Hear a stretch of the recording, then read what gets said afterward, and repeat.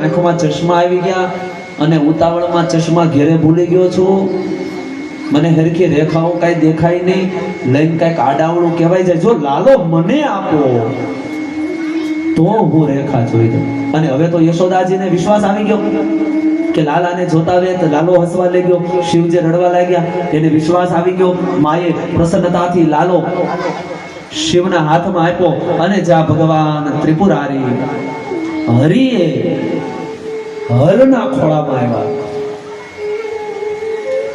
બંનેની આંખ એક થઈ અને શિવજી ધીરે ધીરે ધીરે ધ્યાન મગ્ન થવા લાગ્યા. વિષ્ણુ ભગવાને વિચાર કર્યો જો આ બાપુ ધ્યાનમાં થઈ જાય તો એક ટણી બીજું થાય.